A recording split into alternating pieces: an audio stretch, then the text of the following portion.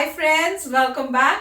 तो फ्रेंड्स, आज जो वीडियो देख रहे हैं वो है quad group Malabar naval exercise 2020, Australia included in Malabar naval exercise.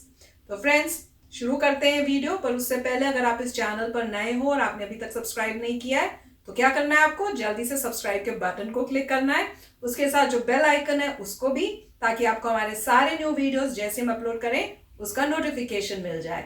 And yes friends, video देखने के बाद अगर वीडियो पसंद आए तो करना लाइक और शेयर करना ये वीडियो अपने फ्रेंड्स और फैमिली के साथ। तो चलो फ्रेंड्स, शुरू करें आज का ये वीडियो।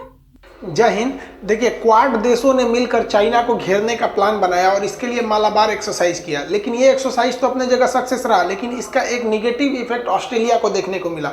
हो सकता है तो ये ऑस्ट्रेलिया इससे अलग हो जाए। देखिए, क्वाड क्या है? क्वाड 4 देशों का एक संगठन है जो बेसिकली चाइना के खिलाफ एक तरह का कहिए कि ट्रेड का घेराबंदी करने के लिए गया। इसमें एक ओर से आपका अमेरिका है, यूएस है, यहाँ से आपका इंडिया आ जाता है, और जापान और ऑस्ट्रेलिया, ये 4 देश जो आते हैं ये क्वाड में आते हैं। ये बेसिकली घेरना चाहते हैं चाइना को। चाइना बहुत ज़्यादा एग्रेसिव हो रहा है। अब इन देशों ने इसमें से स्टार्टिंग किया था, भारत और अमेरिका ने एक अपना नेवल एक्सरसाइज, नौसेना का अभ्यास शुरू किया था 1992 में। उसका नाम रखा गया था मालाबार एक्सरसाइज। तो 1992 में इस एक्सरसाइज में केवल इंडिया और यूएस थे, लेकिन आगे चल के 2015 में इसमें जापान भी ज्वाइन कर लिया। तो इंडिया और यूएस स्टार्ट किए थे, इसमें आके जापान भी ज्वाइन कर लिया। और ये एक्सरसाइज हमेशा इंडिया के ही रीजन में किए जाते हैं। इससे चाइना हमेशा खफा रहता है। अभी इस बार क्या हुआ, 2020 में ऑस्ट्रेलिया भी इसको ज्वाइन कर लिया है। अब इससे क्या हो गया कि चाइना की घेराबंदी ज़्यादा हो जाएगी। अब आप देखिए, चाइना इधर से घिर गया है, यहाँ से घिर चुका है, इंडिया इधर से घिर चुका है। तो चाइना इसके लिए बौखला गया। वो ऑस्ट्रेलिया से इसका एक बदला लेना चाह रहा है। इस नेवल एक्सरसाइज की सबसे बड़ी विशेषता क्या थी? इसमें बहुत बड़े पैमाने पर युद्धक विमान, एयरक्राफ्ट कैरियर, सबमरीन, हेलीकॉप्टर या फिर विमान, सबको शामिल किया गया। और जगह जगह पर अपने ही जो पुराने जहाज हो गए हैं उनको खड़ा करके और आपस में कोऑर्डिनेट करके देखा। मान लीजिए इंडिया की नेवी ने कहा कि भाई, अमेरिका ने कहा कि हमने इस जगह पर एक जहाज को डिटेक्ट किया है। तो अमेरिका, इंडिया, ऑस्ट्रेलिया, जापान, इन चारों की नेवी ने कहा, अपने अपने रडार में देखा किसके करीब है। जिसके करीब था उसने अपने में कोऑर्डिनेशन बना लिया कि हाँ ये मेरे करीब है, उन्होंने उसको शूट कर दिया। तो ये बहुत बड़ा कोऑपरेशन देखा जाता है। मान लीजिए कल को चाइना से युद्ध हो जाता है, तो चाइना की किसी सबमरीन को इंडिया ने देख लिया, लेकिन वो बहुत दूर है, तो अपने जो कॉमकासा जो समझौता हो गया है, ये सब समझौते से तो ऑस्ट्रेलिया से भी हो चुका है भारत का लेमुआ समझौता, मतलब लॉजिस्टिक एग्रीमेंट, हर समझौता, जापान से भी, अमेरिका से। तो हम लोग अपने सिग्नल में बताएंगे कि हमने 600 किलोमीटर दूर चाइना की कोई पनडुब्बी को देखा है। तो अमेरिका अगर करीब रहेगा या जापान रहेगा, ऑस्ट्रेलिया रहेगा, तो डिटेक्ट करके आराम से मार सकते हैं। तो इससे ये होगा कि इस घेराबंदी से चाइना की नौसेना जो बहुत बड़ी बन गई थी, वो नौसेना बौनी साबित हो जाएगी, क्योंकि भारत, अमेरिका, ऑस्ट्रेलिया, ये सब एक साथ आ गए सब। और एक दूसरे की नेवी में इतना कॉपरेशन है कि अगर एक नेवी के कमांडर, जैसे इंडिया के कमांडर ने जापान के कमांडर को ऑर्डर किया कि आपके करीब है तो आप हिट कीजिए, तो वो कह देगा कि भाई हमारे करीब नहीं, ऑस्ट्रेलिया वाले से, तो वहीं से मैसेज पास कर दीजिएगा। इसके लिए कोई पॉलिटिकल अप्रूवल की जरूरत नहीं पड़ेगी। तो इससे चाइना बहुत ज्यादा बौखला गया है। और इसमें भारतीय नौसेना की ओर से बहुत ज्यादा अपने डिस्ट्रॉयर, फ्रिगेट, जितने भी खतरनाक विध्वंसक से इसे शामिल किया गया है।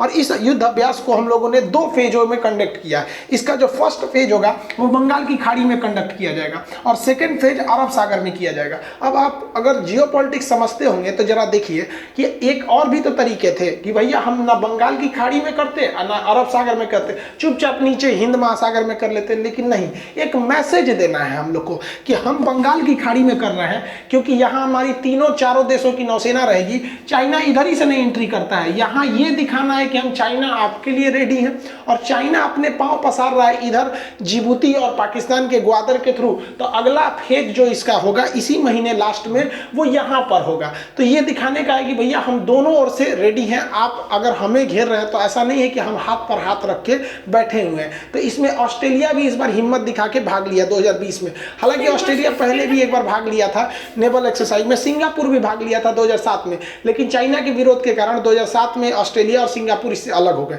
खैर, सिंगापुर तो छोटा है, उसकी नेवी उतनी खास मायने नहीं रखती है। इसमें जो बम्बार्डमेंट किया जा रहा है वो समुद्र के ऊपर से बम्बार्डमेंट किया जा रहा है, और ये जाकर एकदम एक्यूरेट जाकर वहां निशाना लगाएगा। आप नीचे के आइलैंड पर अगर देखेंगे तो जहाज से गिरा हुआ ये जो बम था वो एक्यूरेट जाकर वहां ब्लास्ट करेगा और वहां एकदम कारपेट बॉम्बिंग कर देगा। ये इस युद्ध अभ्यास में दिन और रात दोनों समय में एयरक्राफ्ट कैरियर से विमान भरकर युद्ध की प्रैक्टिस किए और एक डमी जहाज को मारकर उन्होंने गिराया और आपस में कोऑर्डिनेशन को बना के रखा रात के समय में भी। इस युद्ध अभ्यास में क्रूज मिसाइलों की बहुत बड़ी भूमिका रही। क्रूज मिसाइल ज्यादा हाइट पे नहीं जाते हैं, वो बहुत नीचे नीचे जाते हैं, जिस वजह से वो रडार के पकड़ में नहीं जाते हैं, जिस वजह से आप देखिए एकदम नीचे जा रहा है और जाके वहां एक डमी या अपना ही एक खराब जहाज को रखा जाता है जहां पे जाके ये एक्यूरेट हिट कर देगा और ये रडार के भी पकड़ में नहीं आएगा। चीनी नौसेना के पास पनडुब्बियों का बहुत बड़ा जखीरा है, तो ये डीप चार्जर जाके उन पनडुब्बियों को ये पानी के अंदर जाके ब्लास्ट करता है और पनडुब्बियों को मार देता है। साथ ही इस युद्धाभ्यास में तोपों को बहुत बड़ी भूमिका दिया गया है।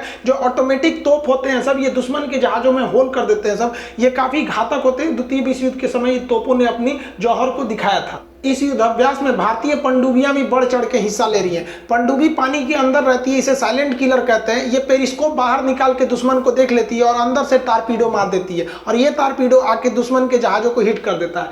अब ये हवाई हमले भी कर सकती है। पनडुब्बी के अंदर पेरिस्कोप से हम रडार से दुश्मन के जहाजों को भी देख सकते हैं और उस पर भी हम लोग हमला कर सकते हैं। अब पनडुब्बियां बहुत ही ज्यादा एडवांस हो गई हैं। दुश्मन का जहाज इस पेरिस्कोप को भी नहीं पकड़ पाएगा, ये अंदर लेके चली जाती है, इस पेरिस्कोप को अंदर खींच लेगी। अब दुश्मन का रडार इसको खोजते रहेगा, अगर ये डीप में अंदर चली गई तो वो रडार से गायब हो जाता है, इसका फिगर रडार से गायब हो जाएगा। अब ये अंदर चली गई, छुप जाती है। इस युद्धाभ्यास से चाइना इतना डरा हुआ है कि अब वो भारत को तो कुछ कर नहीं सकता, क्योंकि भारत हटेगा नहीं। इशारा किया दिया तो भारत का है, जापान से उसकी ऐसी दुश्मनी है, अमेरिका हटेगा नहीं यहाँ पे। तो उसने देखा ऑस्ट्रेलिया ही कमजोर पड़ रहा है, तो ऑस्ट्रेलिया और चाइना के बीच में बहुत बड़ा व्यापार होता है और इस व्यापार में ज्यादा फायदा ऑस्ट्रेलिया को होता है।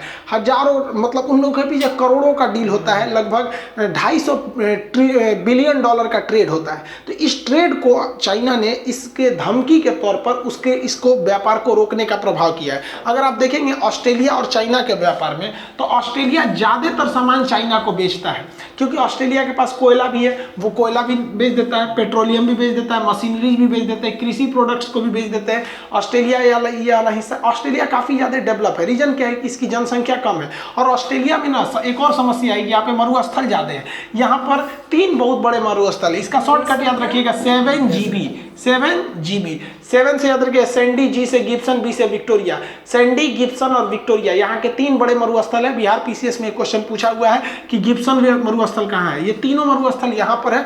और आपको जानकारी के लिए पता होना चाहिए कि ऑस्ट्रेलिया का जो ईस्ट कोस्ट ये वाला एरिया है, इसे हम लोग कहते हैं ग्रेट बैरियर रीफ। इसे हम समुद्र का बागीचा कहते हैं, क्योंकि यहाँ पर बहुत ज्यादा क्या है, सब मूंगा है, सब कोरल क्या होते हैं सर, एक समुद्री जीव होते हैं जो बहुत रंग बिरंगे होते हैं। अब ये जिंदा रहते हैं, मर जाने के बाद ये यहीं पे पड़े रहते हैं, तो बड़ा सुंदर लगता है। तो ये ऑस्ट्रेलिया में 2000 किलोमीटर लंबे इनकी करोड़ों प्रजाति पाई जाती है, अरबों खरबों। तो लोग समुद्र में डाइविंग करने जाते हैं, ऐसे बहुत सुंदर मनोहर दृश्य लगता है। इसे विश्व धरोहर में भी शामिल किया गया। तो ये ऑस्ट्रेलिया के पश्चिम डायरेक्शन में आता है, इतना तो आपको पता होना चाहिए यहाँ पर। अब ऑस्ट्रेलिया जो है वो ज्यादातर तो ट्रेड इसको करता था, चाइना को घाटा लगता था, चाइना ज्यादा सामान बेच नहीं पाता था क्योंकि यहाँ की जनसंख्या कम थी।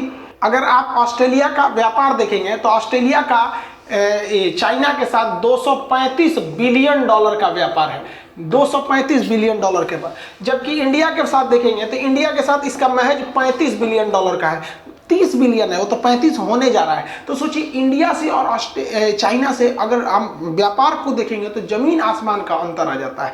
तो कभी भी ऑस्ट्रेलिया ट्रेड के मामले में हम चाइना से मतलब बिगड़ना नहीं चाहेगा। और हम लोग तो आने वाले 30 से 40 साल में एड़ी से चोटी लगा देंगे कि भले ऑस्ट्रेलिया से और चाइना में दुश्मनी हो गया है, तो ऑस्ट्रेलिया के इतने मार्केट को हम इंडिया में खपा दे तो आगे 2050 तक ये पॉसिबल नहीं है। कितना बढ़ाइएगा जी, 35 बिलियन डॉलर से एक ही बार 235 बिलियन डॉलर हो जाएगा, इतना तो कभी होगा ही नहीं। अब इसी का फायदा उठा लिया चाइना ने। चाइना ने कह दिया कि देखो भैया फायदा तो व्यापार में तुम्ही को होता था, क्योंकि हमको घाटा होता था, तुम ही ज्यादा बेच देते थे। हम तुम्हारा लगभग $8 बिलियन का कुछ सामान पर रिस्ट्रिक्शन लगा दिया। अब ऑस्ट्रेलिया के अंदर दिक्कत आ गया है, क्योंकि ऑस्ट्रेलिया को इस क्वाड के झमेले से या चाइना से कोई दिक्कत नहीं है। आप ऑस्ट्रेलिया को देखेंगे ना तो एकदम साइड में आ जाता है ऑस्ट्रेलिया का ये एरिया। इसको ज्यादा कोई स्ट्रेटेजिक लोकेशन से इसको कोई मायने नहीं रखता है। अब आने वाले वक्त में हो सकता है कि ऑस्ट्रेलिया इधर से हट जाए। अब इसके लिए भारत की जिम्मेदारी है कि भारत को करना चाहिए कि ऑस्ट्रेलिया को समझाए या कुछ ऐसा काम करे कि ऑस्ट्रेलिया को नहीं एक कॉन्फिडेंस मिले और चाइना को घाटा लगे। ऐसा कर सकता है भारत। आप अगर भारत और चाइना का व्यापार को अगर देखते हैं तो चाइना हमें $65 बिलियन बेचता है और लगभग 15 या 16 बिलियन हम लोग उसे बेचते हैं। यानी हम लोग से वो खरीदता है $15 बिलियन का और हम लोग को बेचता है $65 बिलियन। अब जो सोचिए हम लोग को घाटा कितना लग रहा है, हम लोग को घाटा लगता है $50 बिलियन। इतना भयानक घाटा लेके हम सह रहे हैं चाइना से। उस पर वो चोट्टा गलवान में घुसता है, कभी पाकिस्तान में इन्वेस्ट करता है, सीपीईसी सड़क कश्मीर से लेके गुजर जाता है, हमको यूएनओ में मदद करने नहीं देता है, वीटो नहीं देता है, हर जगह अड़ंगा लगाता है। ऐसे लड़ाई करता है जैसे देखते हो ना घर में सास बहू में लड़ाई होता है, उस तरह से कांड करके रख देता है यहाँ पे। फिर भी हम लोग चुप बैठे रहते हैं। हम लोग को जवाब देना पड़ेगा और इससे अच्छा मौका कहीं नहीं है। निर्मला सीतारमण जी आप समझ जाइए, इससे बेहतरीन मौका नहीं है। हम लोग भी चाइना के व्यापार को रोक दें। जिस तरह से चाइना ने ऑस्ट्रेलिया का रोक दिया कि भैया हमको घाटा लग रहा था मत लो, वो इसीलिए रोका ताकि वो ऑस्ट्रेलिया को मैसेज दे सके कि तुम इस ग्रुप में मत जाओ। तो भारत को भी रोक देना चाहिए कि भैया हम भी तुमसे नहीं खरीदेंगे क्योंकि हमको भी बहुत ज्यादा घाटा लग रहा है। और इसको तुरंत करना एकदम जरूरी है। इसलिए जरूरी है ताकि मैसेज जाए। चाइना मैसेज दे दिया कि तुम इसमें जाओगे तो हम तुमको घाटा लगा देंगे और यहाँ सरकार मजबूर हो जाएगी सोचने के लिए, क्योंकि भारत उतना बड़ा व्यापार दे नहीं पाएगा, क्योंकि हम लोग खुद आत्मनिर्भर बनने के चक्कर में है। तो ऑस्ट्रेलिया को कहाँ से जगह देंगे यहाँ पर हम लोग। तो हमारे पास यही रास्ता है, एक तीर से दो निशान। हमको बहाना मिल जाएगा कि भैया हम ऑस्ट्रेलिया के साथ हैं तो ऑस्ट्रेलिया भी देख लेगा कि भाई हम दोनों क्या है सब एकदम साथ साथ है सब। और नहीं, अगर भारत यहाँ डिसीजन नहीं लिया तो एकदम चौपट करेगा। फिर कोई दुनिया का देश डरेगा भारत के साथ आने के लिए, क्योंकि चाइना उनके व्यापार को चौपट करेगा। चाइना दुनिया के हर देश के मार्केट इकोनॉमी में घुस चुका है। यहाँ ऑस्ट्रेलिया अगर छूट गया ना तो कुछ नहीं कर सकते। अब तक तो गवर्नमेंट को ये मैसेज दे देना चाहिए। पता नहीं क्या कर रही है निर्मला सीतारमण, समझाइए ना मोदी जी उनको। कौन सी बैठा रही लोग बिहार चुनाव में करिए कि वैक्सीन फ्री में देंगे। अरे हटाइए ना, वैक्सीन सबको फ्री में मिलेगा, कोई जरूरी थोड़ा कि बिहार में। अभी ये सब देखिए इकोनॉमी, मोदी जी समझा रहे हैं, जानते हैं क्या कर रहे हैं, कह रहे हैं कि तो ऐसे तो खान सर एक्टिव रहते हैं। अब बताइए, अब तक मैसेज दे देना चाहिए। देखें 2 दिन हुआ युद्धाभ्यास शुरू हुए, चाइना ने मैसेज दे दिया और हम लोग अभी बिजी हैं, पता नहीं कौन सी के दिन में आएगा। अगर आप एग्रेसिव नहीं रहिएगा तो दुनिया माफ नहीं करेगा। और हमने किया है, आप याद कीजिए आज से 20 साल पहले, चलिए 20-22 साल पहले जब अटल बिहारी वाजपेयी प्रधानमंत्री थे, ये बूढ़ा व्यक्ति उस समय 1998 में जब हमने एटम बम का परीक्षण किया था तो अमेरिका ने ये प्रतिबंध लगाया था। आप अंदाजा लगा लीजिए कैसा प्रतिबंध था। उत्तरी कोरिया पे वही प्रतिबंध आज भी लगा हुआ है एटम बम का, ईरान पे वही प्रतिबंध लग रहा है। दोनों देश की अर्थव्यवस्था चौपट हो गई कि नहीं, लेकिन यशवंत सिन्हा जो थे हमारी अर्थव्यवस्था को बचा ले गए थे। ये भी तो बीजेपी की थे। हम थोड़ी कह रहे हैं कि आप लेके चलिए कोनो और पार्टी से, आप अपने पार्टी से लाइए। ये भी तो है, अभी जिंदा ही, इनको बनाइए। योग्य व्यक्ति को देना चाहिए। आपको भी लगता है कि इकोनॉमी भगवान भरोसे छोड़ के बैठी हुई है, तुरंत एग्रेसिव रहना चाहिए। विदेश मंत्री, रक्षा मंत्री, गृह मंत्री और ये वित्त मंत्री एकदम धाकड़ होना चाहिए। दुश्मन दिन रात दुआ मांगे कि मर जाए सभी सब, तो इतना चंडाल होना चाहिए, तब ना हम लोग राज कर पाएंगे। नहीं तो चुपचाप कर हम लोग क्या करेंगे। चला चाइना कुछ कर देता है तो सोचो कि हाँ इसका जवाब क्या है, फिर कुछ करेगा इसका हम लोग जवाबें देते रहेंगे। हमें ऐसा कांड करना चाहिए कि वो सोचे, हमें घेरने के बजाय वो हमें काटने के पीछे सोचे कि कौन कौन चाल चल दिया। इन लोग से हो ही नहीं रहा है। समझाइए मोदी जी, हाथ 1-2 हाथ लगा दीजिए। नहीं समझ रहे थे, यहाँ पे इकोनॉमी चौपट होगा, यहाँ पे कितना कोई बर्दाश्त करेगा। सीखिए अटल बिहारी वाजपेयी से, यशवंत सिन्हा से, इन्हीं की पार्टी के थे। कितना सोचिए, कारगिल का लड़ाई झेल लिए लोग। एक देश युद्ध झेलता है तो 20 साल पीछे चल जाता है। देखिए कारगिल की लड़ाई में दौड़ा दौड़ा मारे थे लोग, लेकिन फिर भी हमारी अर्थव्यवस्था बच गई। हम लोग संसद पर हमला झेले थे लोग। 98 में उड़ीसा में भीषण चक्रवात वगैरह आए थे सब। तो इतनी सारी चीजों के देखने के बावजूद इन लोग ने अर्थव्यवस्था को बचा लिया था। या 1991 याद कीजिए ना, जब हमारे पास में 15 दिन का पैसा था, उस समय मनमोहन सिंह वित्त मंत्री थे, उन्होंने नहीं बचा लिया क्या। तो मानते इस बार कोरोना है तो इतना भी खतरनाक नहीं है कोरोना, अब कहीं लॉकडाउन वगैरह नहीं है। अभी जरूरत है एग्रेसिव होने की। हम तो कहते हैं कि भैया आप वित्त मंत्री चेंज कीजिए, इन्हीं को ले जाइए, आप ही के पार्टी के हैं, कोई दूसरे पार्टी के नहीं है। आई होप गवर्नमेंट इसको को सोचेगी और इसमें देर करना नहीं चाहिए। मिलेंगे नेक्स्ट क्लास में। जय हिंद। तो फ्रेंड्स, बड़ा मजेदार वीडियो था और बहुत अच्छी बातें बताई हैं जिससे पता चल रहा है कि क्या प्रॉब्लम्स आ रही हैं। इससे मैं बताती हूँ, अभी थोड़ी देर पहले ही मैं हस्बैंड से बात कर रही थी कि पता है अभी न्यूज में क्या आ रहा है कि चाइना को लग रहा है कि अब ट्रंप नहीं बनेंगे प्रेसिडेंट, तो वो अब अग्रेसिव मूड में आ गया है कि अब तो ट्रंप जा रहे हैं तो अब मैं अपना कर सकता हूँ, ऐसे न्यूज में लिखा हुआ था। और इसलिए अब वो अपनी अकड़ में अब ऑस्ट्रेलिया को कुछ सबक सिखाने लगा है। तो मैंने कहा लो, अभी तो कुछ हुआ ही नहीं और अभी से ये प्रॉब्लम शुरू हो रही है, तो मैं तो भैया घबरा रही हूँ कि आगे आगे जाके क्या हो जाएगा अगर ऐसी बात है। तो अब इसमें उन्होंने बताया कि एक्चुअली ऑस्ट्रेलिया के साथ क्या मतलब ट्रेड की वजह से ये प्रॉब्लम्स आ रही हैं। तो डेफिनेटली अब जैसे ही कह रहे हैं कि गवर्नमेंट को कुछ करना चाहिए, मैं तो कहूँगी गवर्नमेंट खाली नहीं बैठी होगी, वो पहले से ही प्लान्स बना चुकी होगी और उसके स्टेप्स लेने की कोशिश, या हो सकता है स्टेप्स ले भी लिए हो, हमें पता भी ना हो। तो ऐसा मत सोचो कि भाई आपको न्यूज नहीं मिल रही तो कुछ हो नहीं रहा, डेफिनेटली हो रहा है और पूरा फेथ रखना चाहिए क्योंकि जितना कुछ किया है ना इस गवर्नमेंट ने कमाल का। पर डेफिनेटली जो ये बता रहे थे ना वाजपेयी जी के टाइम का, उससे मुझे याद आ रहा है कि जब वो बने थे तो मेरे पापा बहुत खुश थे कि फाइनली कुछ होगा कंट्री का। पर उसके बाद गवर्नमेंट बहुत थोड़े टाइम के लिए थी, वो बहुत मेजर डिसअपॉइंटमेंट थी और मुझे याद है कि कोलिशन भी बहुत थे। हाँ, और बहुत प्रॉब्लम्स कर रहे थे वो जितने भी कोलिशन, उनको अपनी सीटें चाहिए थे, उनको अपना पैसा बनाना था, इतनी प्रॉब्लम्स क्रिएट कर रहे थे। तो मुझे याद है, मैं मतलब उस टाइम पापा की बातें मैं सुनती थी और वो बोलते थे कि क्या करे गवर्नमेंट इतना सारों के साथ बैठी है, सब पार्टियां जो है वो खाने के लिए मिली हैं और बीजेपी है वो कंट्री के लिए करना चाहती है, कुछ कर ही नहीं पा रही, सारी जगह से तो हाथ बांध के रख दिए हैं। और जब मतलब गवर्नमेंट इवेंचुअली खत्म हो गई थी तब तो बहुत डिसअपॉइंटमेंट हुई थी उन्हें। तो पर एनीवे वो तो पुरानी बात है, पर डेफिनेटली वो थोड़े टाइम में ही बहुत बड़े बड़े कमाल करके दिखाए थे। तो वो बहुत ही मतलब एक अच्छा एग्जाम्पल सेट किया था। बैक आते हैं इस वीडियो पे, बहुत मजा आया देखने में और काफी उन्होंने बताया कि क्या क्वाड में हो रहा है और कैसे था, तो मजा तो आया, आपको भी होगा। राइट। मुझे ये खबर नहीं पता कि अगर कि ऑस्ट्रेलिया सोच रहा है क्वाड से बाहर जाने की, मुझे न्यूज़ नहीं पता।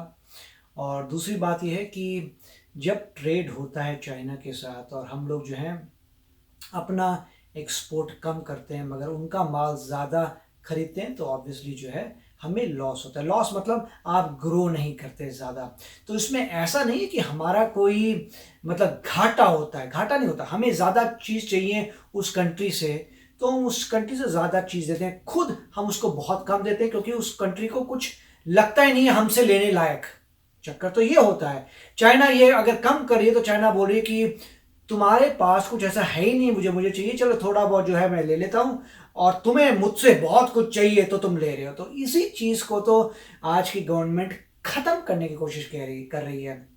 इसीलिए जो आज की गवर्नमेंट कह रही है कि मेक इन इंडिया, आप इतना बनाओ कि हर कंट्री कहे कि जो है आपसे लेने के लिए मेरे पास बहुत चीज़ें हैं, आप इतना कुछ बनाते हैं तो हम जो है आपसे ये लेना चाहते हैं, वो लेना चाहते हैं, सब चीज़ें लेना चाहते हैं। उससे क्या होगा, उससे हम ज़्यादा बेचेंगे और हम बहुत कम लेंगे क्योंकि सारा माल तो हम खुद ही बना रहे हैं। तो वही काम चाइना कर रहा है। तो बात सही थी। अगर जो है ऐसी प्रॉब्लम आ रही है कि समहाउ वो धमकी दे रहा है ऑस्ट्रेलिया को कि देखो भाई तुम मेरे से इतना माल खरीदते हो और अगर तुम ये लफड़े करते हो तो मैं तुम्हें नहीं दूंगा, या ऐसा कुछ है, या हम तुमसे माल लेते हैं।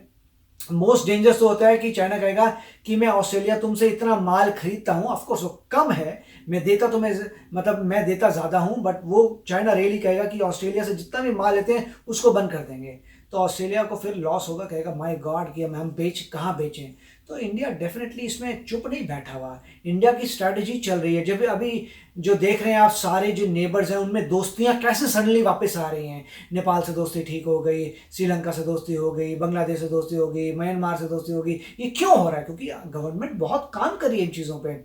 और उसके बाद जो यहाँ पर भी गवर्नमेंट कह सकती है देखिए भैया आप जो खरीदते मतलब जो चाइना खरीदता है ऑस्ट्रेलिया से, अगर इंडिया को वो कमी है तो इंडिया खरीद सकता है, ऐसी बात नहीं। मगर ऑफ कोर्स अभी इंडिया जो है क्योंकि खुद मेक इन इंडिया करना चाहता है तो हम कोशिश करेंगे कि दूसरी कंट्री से ना खरीदें। तो ऐसा हो सकता है, मगर चाइना को दम करना पड़ेगा। ऐसे कॉन्फ्लिक्ट्स में ऐसे कमज़ोरी अगर है तो फिर फ़ायदा नहीं है। और अगर आपको ऑस्ट्रेलिया की हिस्ट्री पता हो तो आपको पता होगा कि ऑस्ट्रेलिया बहुत ही स्ट्रॉन्ग कंट्री है। और ऐसा क्यों है, ऑस्ट्रेलिया क्यों स्ट्रॉन्ग है, कि हुआ ये था कि मतलब अभी हम टॉपिक से बाहर जा रहे हैं मगर जल्दी से बताता हूँ कि हुआ ये था कि इंग्लैंड में जो जितने भी क्रिमिनल थे, तो दो तरीके के क्रिमिनल थे। एक थे वाइट कॉलर। वाइट कॉलर में आप जैसे देखते हैं कि स्टॉक मार्केट में आपने हेरा फेरी की, तो वाइट कॉलर में एक पंगा होता है, दूसरा होता है एक्चुअल क्रिमिनल। तो उन्होंने जो गंदे वाले क्रिमिनल्स हैं उनको ऑस्ट्रेलिया भेजा था और जो अच्छे वाले क्रिमिनल्स हैं उनको न्यूजीलैंड भेजा था। तो ऑस्ट्रेलियंस काफ़ी स्ट्रॉन्ग हैं इन वन वे, काफ़ी स्ट्रॉन्ग है, वो इतनी आसानी से उनको कोई धमकी नहीं दे सकता। तो अभी देखेंगे फ्यूचर में क्या होता है, मगर अच्छा वीडियो था। यस फ्रेंड्स, तो होप करते हैं आपने भी एंजॉय किया होगा हमारे साथ ये वीडियो। चलो चलते हैं, मिलेंगे नेक्स्ट वीडियो में बहुत ही जल्द। Till then take care and bye bye. तो अगर आप मेरे इस चैनल पे नए हो तो जल्दी से सब्सक्राइब के बटन को हिट करो और बेल आइकन को क्लिक करो ताकि आपको मेरा जब नया वीडियो मैं लगाऊं आपको उसके बारे में जल्दी से पता चल जाए।